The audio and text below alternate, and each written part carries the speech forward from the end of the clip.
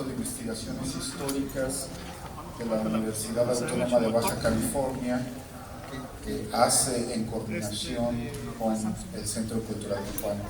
Y hoy es la primera fecha de este año y nos acompaña la doctora Sara Musotti, quien va a tener que nos va a dictar la conferencia Aquí no hay donde esconderse. Sara Musotti es licenciado en Ciencias Políticas por la Universidad de Florencia, maestra por el programa Historia de América Latina, Mundos Indígenas en la Universidad Pablo de Olavide de Sevilla y doctora en Ciencias Políticas y Jurídicas por la misma institución. Ha sido docente en instituciones de nivel superior en México y España. Es actualmente investigadora de tiempo completo en el Instituto de Investigaciones Históricas de la UABC. Aquí imparte la clase en los programas de doctorado y maestría con la asignatura Género e Historia en la facultad, también en la misma institución. Es miembro del Sistema Nacional de Investigadores de México y tiene perfil propio. Bueno, sin mayor preámbulo, dejamos el uso del micrófono a la doctora Musotti. Muchas gracias, Carlos. Gracias a todo el público por estar aquí hoy, a colegas, estudiantes, amigos, amigas, familiares. Gracias. Y bueno, para mí, y gracias al CECUT por darnos siempre este bonito espacio para compartir con toda la comunidad. Para mí es un gusto porque hoy esta conferencia con un título misterioso, como me dijeron algunos, aquí no hay donde esconderse, es la presentación de un documental y de un proyecto colectivo que estamos trabajando desde hace un año. Bueno, viene de mucho más atrás, ¿no? Pero digamos el documental, digamos el fruto principal de este proyecto, un documental donde colaboran también otros y otras investigadoras y colegas como Daisy García Niño, Ramiro Jaime, Pedro Espinosa y Josué Bustamante. Ninguno de ellos hoy pudo estar aquí, pero bueno, también son colaboradores de este proyecto. Y bueno, todavía no es el estreno del documental, nos faltan ciertas cuestiones técnicas por terminar, pero bueno, seguramente ese lugar va a ser también el CECUT. Esperemos que nos dé la posibilidad de presentárselo ya cuando esté completo. Hoy lo que le vengo a presentar es un poco el background, ¿no? de todo ese documental, de cómo lo construimos, de cómo lo pensamos y algunos de los principales resultados que creo que son el fruto de ese trabajo. Este trabajo, si pueden darle a la primera diapositiva, es un proyecto de memoria de mujeres que decidimos reflejar en un documental y narrar la historia de las mujeres con el objetivo de entrelazar sus trayectorias personales y colectivas en la década de 1970. Y entonces empezamos desde el presente, ¿no? ¿Dónde están ahora las mujeres y los hombres también? Y está dedicado justo a Jorge Conde, porque cuando yo llegué a Tijuana hace 6 años fue la primera persona que conocí y que me abrió, digamos, muchos hitos sobre ese proyecto y quien hasta hace poco estuvo todo el tiempo contándome y pasándome contacto de mujeres. Entonces para mí es una persona muy importante y su pérdida se extraña, digamos, se siente muy, muy presente, ¿no? Y bueno, el proyecto se basa en digamos, las mujeres que lo protagonizan son 23, 17 fueron entrevistadas con entrevista utilizando el método biográfico y en profundidad, y son algunas de las principales son las que están evidenciadas en azul, y las que están evidenciadas en verde son mujeres que ya o fallecieron o una de ellas vive en Francia, entonces no pudimos entrevistarlas. Entonces pero sus historias son muy importantes, entonces a través de fuentes de archivo o la memoria de las demás y de los demás, pudimos reconstruir sus historias. Es una memoria personal de ellas mismas, pero también son entrevistas, bueno, en los años pasados, como le mencionaba Jorge Conde, pero otros hombres y otras mujeres también colaboraron en este proyecto, ¿no? Para rescatar esa memoria. Y bueno, las trayectorias, la ciudad, la referencia para nosotros no fue tanto espacial, porque nos dimos cuenta que de repente queremos que las personas encajen en un espacio que definimos, pero en realidad en esta década había una gran movilidad, ¿no? Entonces de repente está Mexicali, pero está Ciudad de México, está Tijuana. Digamos, de Baja California, las referencias son las principales ciudades, entonces son Ensenada, Mexicali y Tijuana, ¿no? Los tres centros principales. Pero también rescatamos algunas memorias de mujeres que se estaban moviendo en otro espacio, en especial modo la Ciudad de México. Para algunas fue muy importante a la hora de empezar su movilidad social. Bueno, la siguiente, por favor. Y ahora le pasaré algunos pequeños trocitos de las entrevistas, algunos de los cuales son parte del documental y otros no. Como le decía, aquí hay todo el background. Son como, ¿cuántas horas de grabación? Creo que, no sé, son como más de, alguna entrevista son de 6 horas, otras más, entonces son muchas horas de grabación, y hacer que todo, resumirlo en una hora fue un trabajo muy difícil, y esperemos haberle dado cabida. Y bueno, para nosotros todo empieza en la intersección de la experiencia vivida por las mujeres en el marco de su infancia, educación, y al respecto hay muchas que reciben una educación religiosa y que en algunos casos la misma educación religiosa la lleva a la izquierda, como en el caso, por ejemplo, de Carmen Valadez, que entra en contacto con el catolicismo progresista, participa en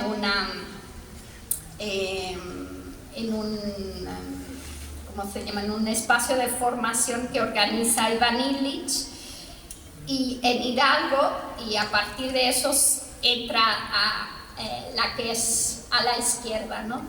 Luego creo que ella va a aparecer en el trocito que ahora le voy a pasar. Y otras, como rebelión a esa educación católica, rompen, digamos, con la visión y con el rol de género asignado, como Mari Carmen Rioseco o Maribel Conde. Y en su juventud es cuando se detona su conciencia sobre lo que es la opresión de la mujer a partir de las militancias, del activismo, del feminismo y de la juventud. Yo empecé pensando solamente en las mujeres de doble militancia, es decir, la que a la vez eran activistas en algún partido o agrupación de izquierda y se reivindicaban como feministas. Sin embargo, conforme fue pasando el tiempo, me di cuenta que ese grupo no era suficiente para entender esa década y la diferentes posturas de las mujeres. Entonces, incluimos mujeres que solamente se definen como feministas, otras que se definen como de izquierda. Y todas están atravesadas por los movimientos estudiantiles, es decir, que en algún momento de su vida pasan por un activismo en los movimientos estudiantiles. Ahora veremos más.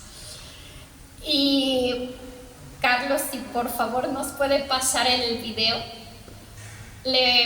Ahora le voy a pasar justo la primera parte de algunos extracto del documental para que ella se presente mejor, ¿no?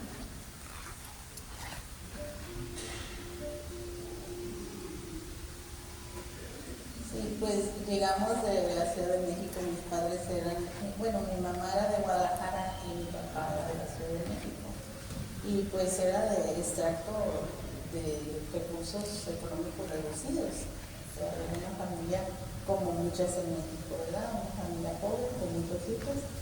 Tuvimos 7 vivos y 3 que fallecieron, entonces mi mamá tuvo 10 hijos.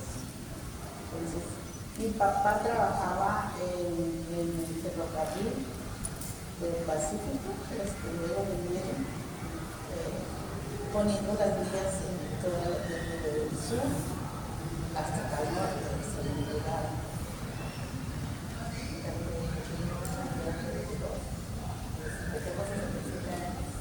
Soy nativa aquí en Tijuana. Mi papá fue migrante. Mi papá nació en Chihuahua, mi mamá en Sinaloa, pero mi papá también nació en Sinaloa. Es como relativamente los dos son de mis papás, por la familia de mi papá y mi familia son los fundadores de Estudiantes Colonialistas, ¿no? En unos institutos.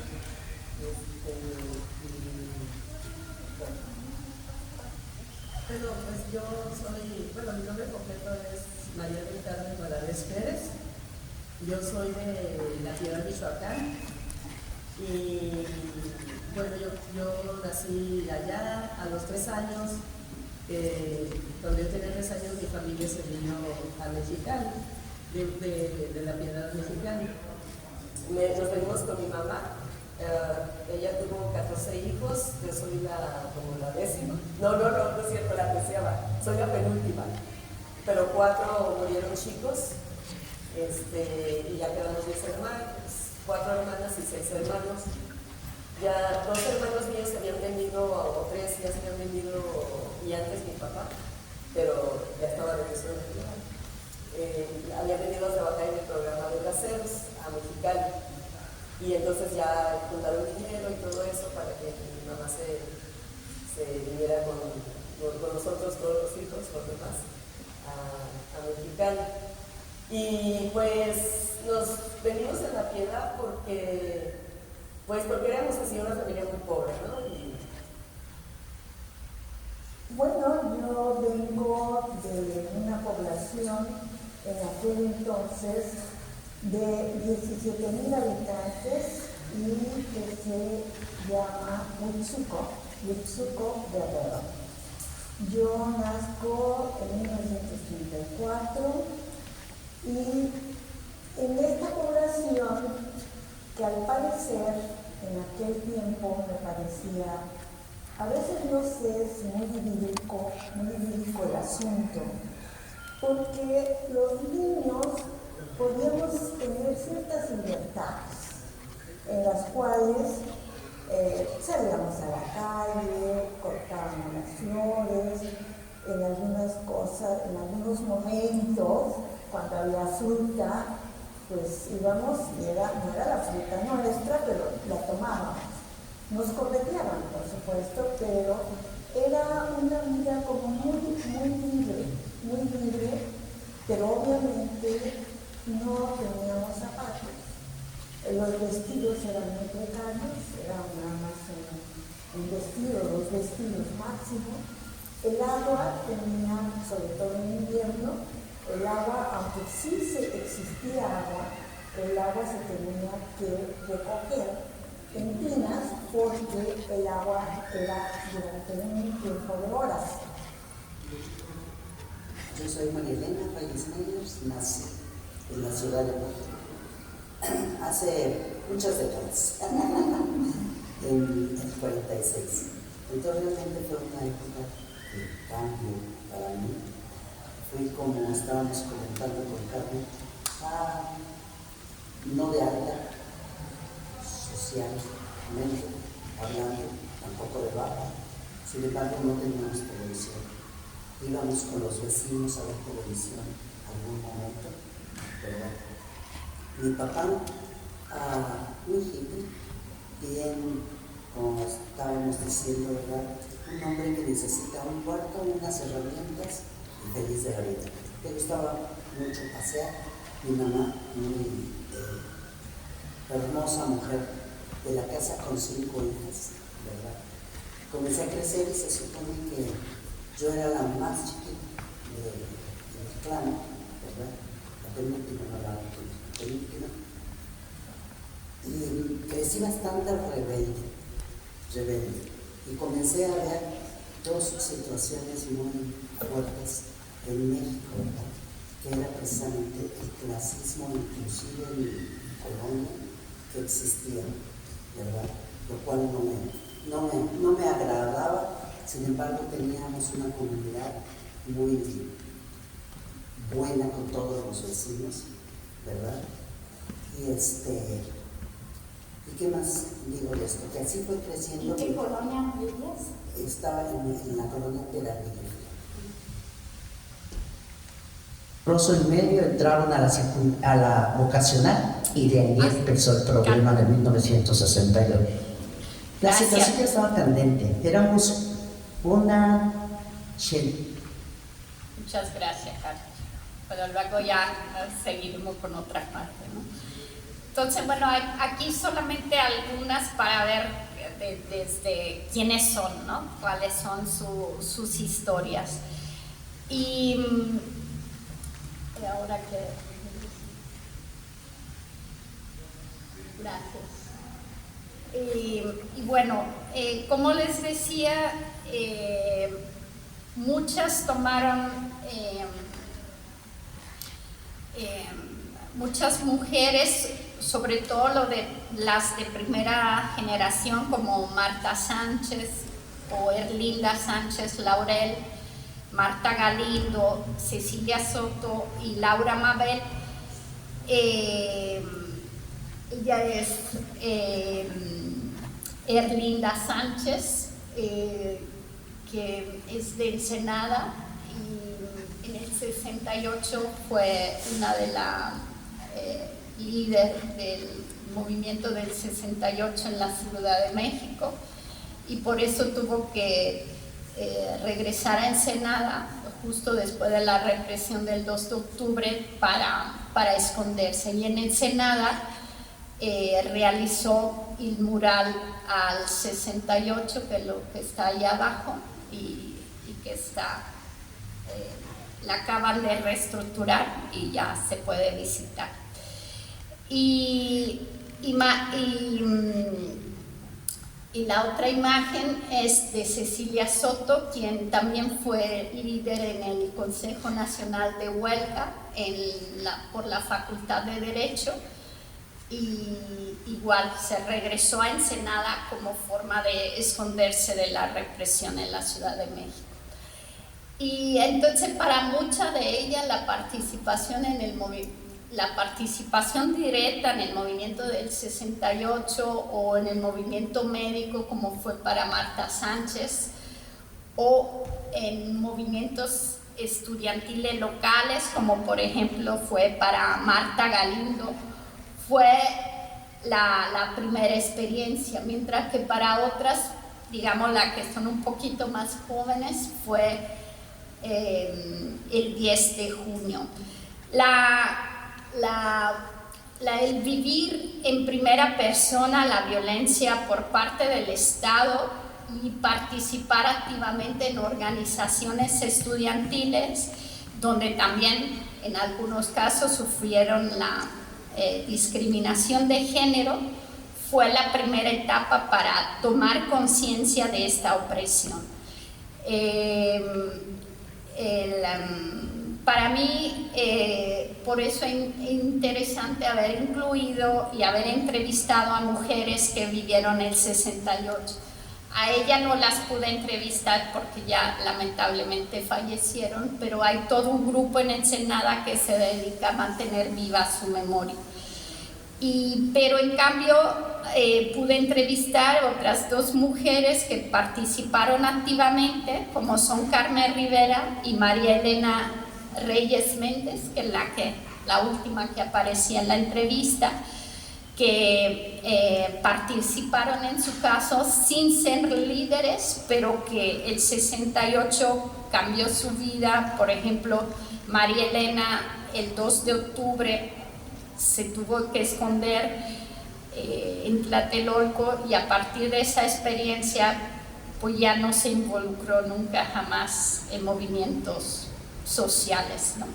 Sin embargo, sigue definiéndose de izquierda, teniendo una conciencia política, y se movió aquí a Tijuana, y durante más de 20 años no habló de lo que vivió, pero sí mantuvo todo un diario con todas las actividades, los folletos del 68. Entonces fue interesante la entrevista porque decía con la amiga, con Carmen Rivera, que se conocen desde hace mucho tiempo, pero nunca habían hablado de su experiencia en el 68, y las dos estuvieron ahí, ¿no? Hasta 20 años después es cuando se habla de esta vivencia en el 68.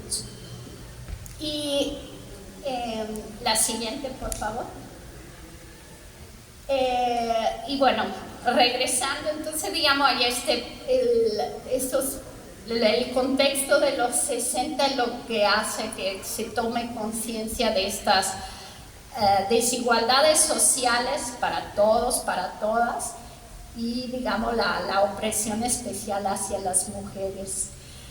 Y hay algunos motores, otros extras que favorecen la toma de conciencia. En este caso, puse una imagen de las movilizaciones de mujeres en Francia, porque aquí llegó Nadège, feminista e integrante de la Liga Feminista Revolucionaria de Francia, que justo cuando llegó aquí, estas redes, a pesar de ser políticas, pasan por muchas otras intersecciones. Es decir, ella llegó, por ejemplo, siendo pareja sentimental de Jorge Conde, y como venía ya con un bagaje del feminismo y de la movilización en el trotskismo, trajo aquí a las mujeres que se estaban empezando a organizar en círculo de estudio, lecturas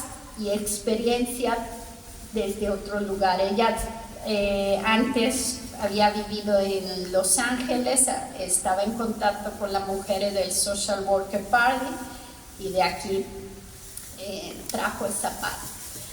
Y otra mujer relevante es Mabel Conde, que pueden ver en este recorte de prensa, que además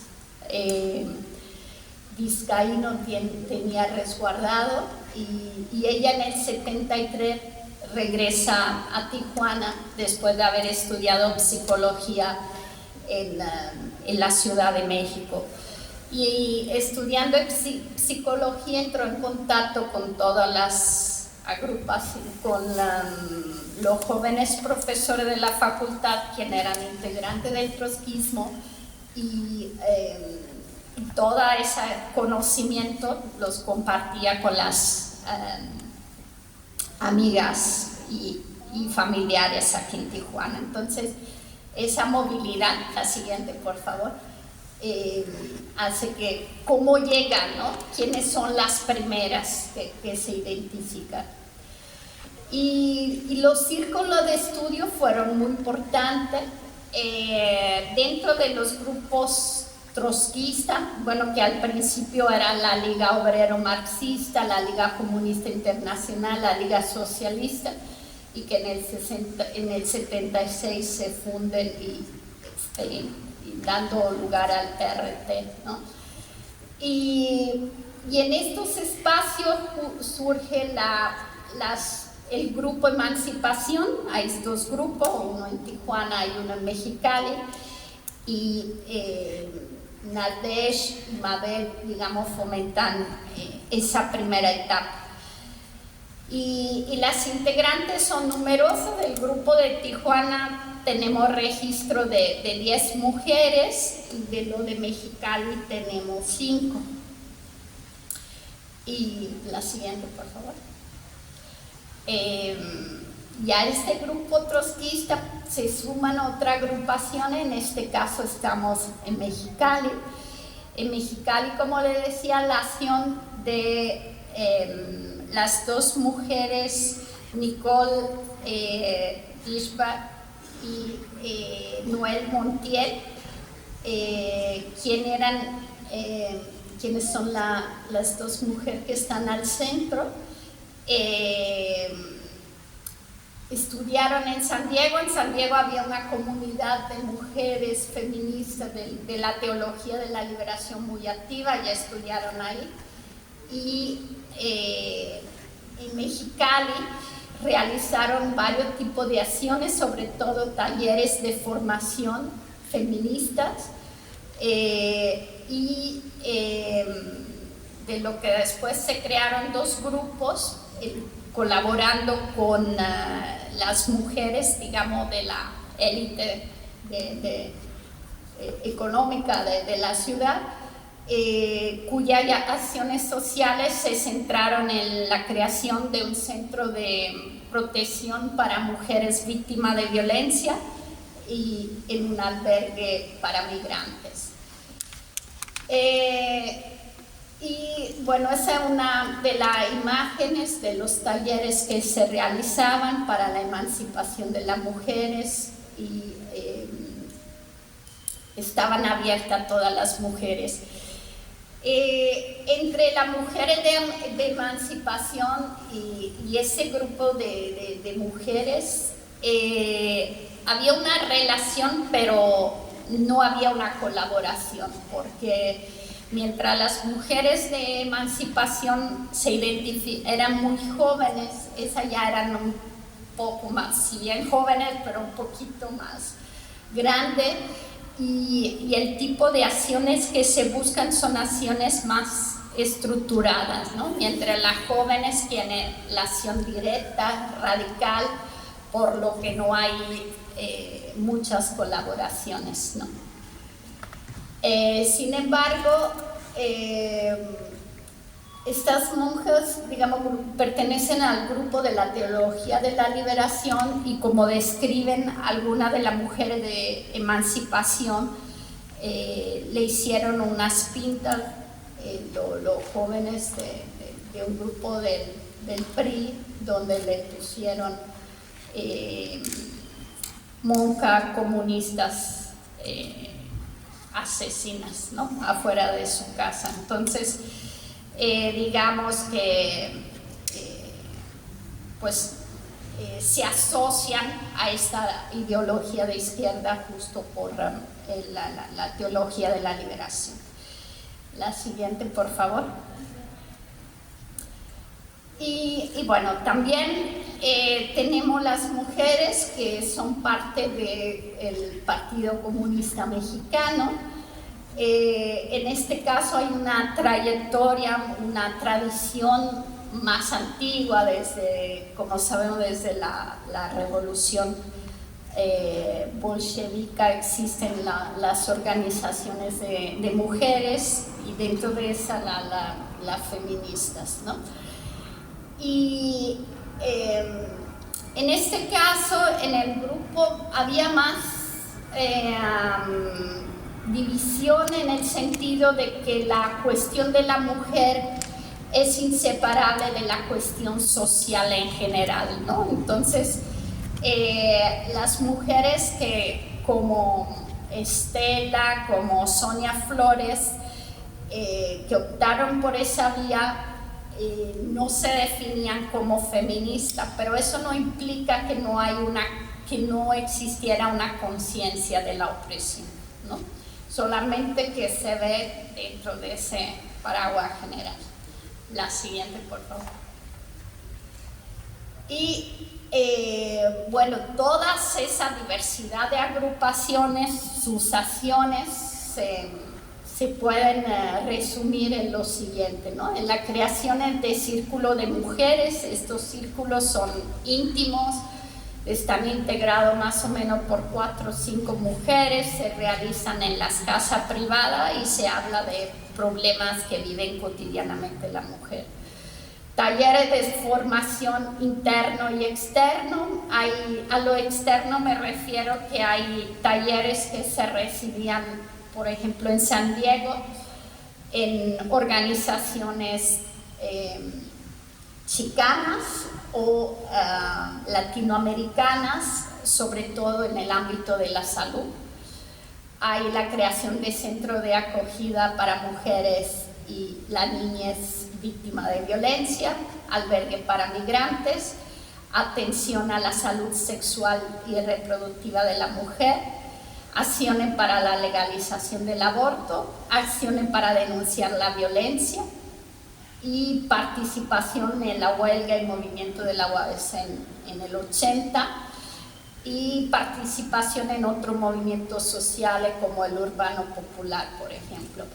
Puse en negrita los talleres externos, los albergues para migrantes y las acciones para la legalización del aborto, porque estas son características de las fronteras, ¿no? Mientras que las demás están compartidas en otra parte del país y del mundo. Claro, la acción para la legalización del aborto también, pero la forma en que se realiza aquí en la frontera es diferente de la del resto del país. Y la creación de albergues para migrantes es justo una necesidad que se da aquí, así como la formación en otras organizaciones externas es más difícil en el resto del país. También otro elemento fundamental es que mientras en esta primera etapa, en otra parte, se asocia más al feminismo académico, aquí son muchas jóvenes, ¿no? Como les decía, Emancipación es la que tiene más número de integrantes y se caracterizan por ser muy jóvenes, es decir, de entre 16 y 18 años. La siguiente, por favor.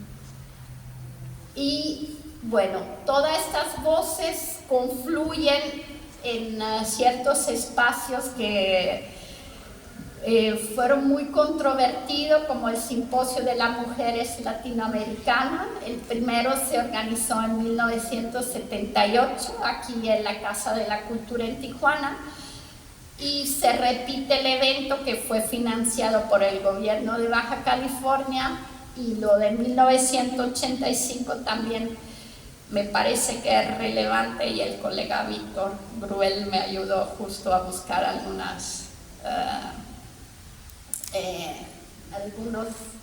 archivos que están al respecto, y algunas mujeres justo me pasaron sus ponencias del 85, ¿no? Entonces la del 78 y la del 85 son como la más importante, que son la primera y la última. Y al respecto, para concluir, les voy a pasar la última parte del audio, del documental. de lo extracto de las entrevistas para que vean, bueno, primero, gracias Carlos.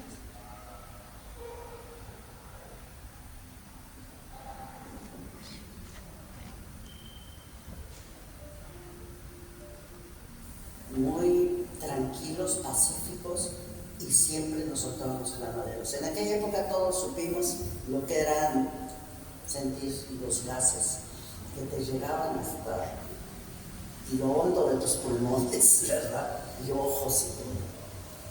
Yo creo que ahorita no te tocó, sí te tocó.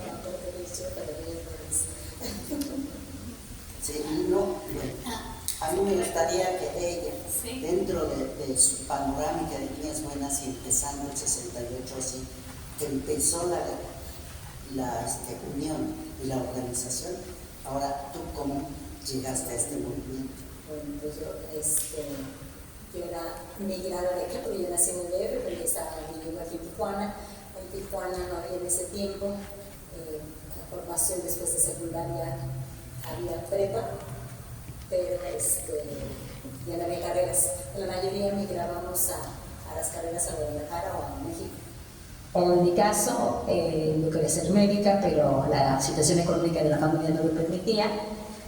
Entonces me ofertó mi papá y mi mamá, uno educadora y la otra enfermería. Tenía una hermana, y pues yo, entre que le creí no le creí, yo quería ser doctora. Entre que le creí y no le creí, acepté para irme de casa. Pues me fui, 16 años, rico. Y bueno, ya la experiencia de estar allá, el saberte cuidar, el saber ser libre, sin que te estén vigilando, pero a la vez cuidar es fantástico, es muy interesante. A mí se me hace una oportunidad que me dio la vida y que nos da a cualquier joven, y que los papás deberían a eso, a que aprendan a valorarse y a cuidarse. Bueno, el chiste es que ya estando allá, pues me tocó estando allá en el 68. ¿Y dónde vivías, Carlos? Yo vivía en la colonia Escandón, en una colonia popular. Ahí mismo yo crecí. Antes de venir a Tijuana, ahí crecí. Es un barrio más popular, clase baja, clase media baja. Nosotros somos una familia muy humilde, porque mi papá era torero y los toreros ganan porque se le tan rico. Éramos una familia grande de 7 y la última que estaba aquí en Tijuana nació.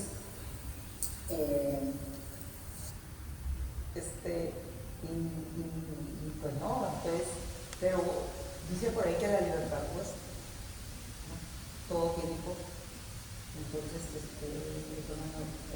bueno, te vas a ir, mira, te voy a dar unos contactos, me dijo Selena de Selena Espinosa y de Juan Rivero, que les gusta usar él, y yo los voy a encontrar en una marcha, en un meeting, ahí van a estar, les pregunta qué dicen, y diles que va de parte de mí. Entonces había movimientos en Tijuana, ¿no? Entonces los mítines se hacían en la calle Segunda y Constitución, ahí frente de la Poli. Entonces, y así fue. En total de que los busqué y no los encontré. Fortuitamente, en un lugar de tortas y todo, me encontré una persona y venía también de mí con esa persona. Entonces le dije, estoy buscando a Selena Espinosa. Me dijo, yo la conozco, me llevó a su departamento y ya fui, pues era una salita y estaban los muchachos sentados, bebiendo, todo el mundo ocupado, y sale Marta Molina de una habitación y me dice, Selena y yo estamos ocupadas, estamos haciendo un documento con ella. Pero pues yo tenía 20, ella tenía 15, pero yo la vi, ay, qué importante, dije yo, qué importante. Entonces, y así fue mi primer contacto con ellas y con Selena, y Selena pues súper amable también Marta, ¿no? Súper amable, todo, siempre pues, un trato muy cordial y todo.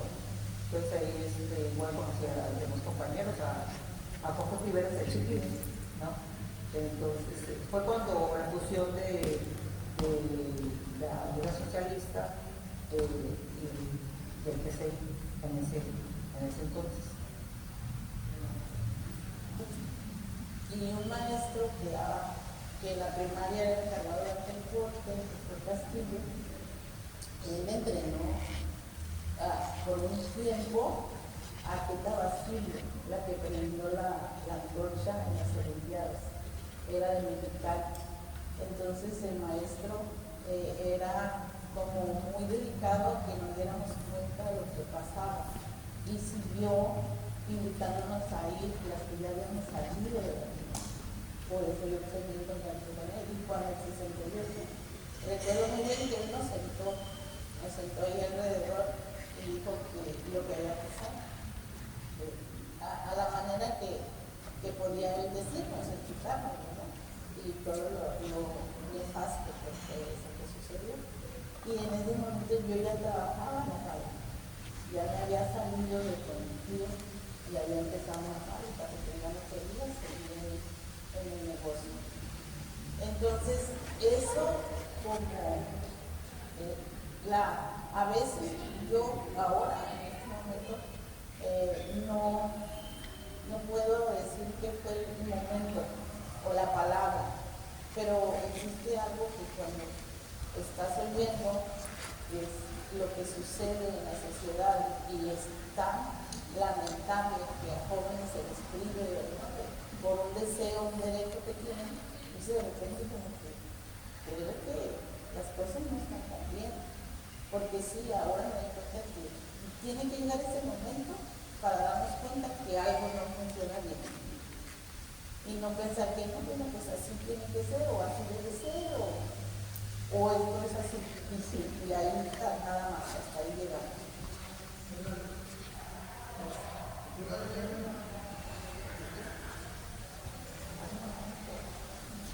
¿De dónde era como Vasco? Y no se trabaja a Guerrero y Sinaloa, hasta lo único y poco que supe de donde iba. Igual, supuestamente, a estudiar algo. Estela es quien, digamos, en esa entrevista, que ya estaba muy cansada después de tanta hora, justo nos dijo que, y yo le dije, digo, porque ella estaba muy en contacto con agrupaciones guerrilleras, sobre todo con los integrantes de la Liga 23, y le dije, ¿y por qué tú no entras? Y ella me dijo, aquí no hay donde esconderse, ¿no? Como que el territorio no da para pasar a la lucha armada. Entonces, de ahí el título del documental, porque varias veces, de alguna manera, el tema del territorio, y bueno, también con la religión, ¿no? De alguna manera la metáfora nos pareció que, y también como ya salieron, ¿no?, de esa opresión, nos pareció como que el título, aquí no hay donde esconderse, reflejaba un poco toda la visión diferente de cada una de ellas, tanto en su individualidad como en el colectivo o colectiva de la que fue parte. Entonces, bueno, ese es solamente si se puede avanzar hasta la ultimísima, porque, no, perdóname Carlos, del documental hasta la última parte, ahí, esa cuando empieza es ahí, aquí. Porque aquí Marta Sánchez ella es otra mujer integrante de... Elaboramos un grupo, y en el grupo ella lo cuenta, de mujeres de emancipación, principalmente Tijuana, porque también en Mexicali se empezó a movilizar este tipo de protestas. Sin embargo, esto se elabora... Está el simposio final, donde cierra, donde termina mucha de la organización. Sí, cierra la... Cosas que se toman en este manifiesto. Voy a leer algunas de las que me parecen más importantes de ese momento. Y dice, protestamos enérgicamente por la censura y exclusión constitución de ponencias como el aborto y otras. Protestamos por el homenaje a una persona que no representa los intereses de la mayoría de las mujeres, sino que es un símbolo del sector oficial que de ninguna manera atentaría contra los operativos ideológicos como los programas de desarrollo integral de la familia para mantener el status quo. Denunciamos el predominio y la manipulación del hombre en la conducción del simposio y la moderación de las mesas de trabajo. Protestamos enérgicamente por la participación en el simposio de una candidata a diputada local por su postura pública antifeminista y su probable explotación contra mujeres indocumentadas. El feminismo es una lucha política de las mujeres contra la discriminación en todos los terrenos. Reconoce que somos oprimidas como mujeres en una estructura social que favorece a los ricos y no a los pobres, a los hombres y no a las mujeres. Nuestra prisión no la vemos como un problema personal y estamos conscientes de que no se va a hacer la lucha individual ni la superación personal, sino la organización de la lucha colectiva como la unión, como única alternativa para nuestra liberación. Exhortamos a las mujeres chilenas, argentinas, uruguayas, nicaragüenses, chicanas y a todos los participantes de este simposio a solidarizarse con las mujeres que sufren la represión de las dictaduras militares patrocinadas por el imperialismo norteamericano. Y hacemos un llamado fraternal a los asistentes del simposio para que rompan las limitantes de la discusión de los temas y a que sean congruentes en su pensamiento y acción con el proceso de la evolución de la mujer en el continente y en el momento histórico de nuestros pueblos. La liberación de la mujer obliga su participación en todas las tribunas. Apoyo y solidaridad total con la lucha de las mujeres iraníes. Grupo de Mujeres Emancipación y Militantes Feministas Independientes. Es así como se firma el manifiesto. Grupo de Mujeres Emancipación y Militantes Feministas Independientes. Esto fue, digo, realmente... Y ya, sí, Carlos, ya se puede cortar por el tiempo, ¿no? Pero creo que ahí justo la firma, bueno, la mujer de emancipación y la feministas independientes, ¿no? Resume un poco todas estas trayectorias, agrupaciones y forma diferente de contestar de alguna manera el sistema patriarcal. Y bueno, con eso cierro.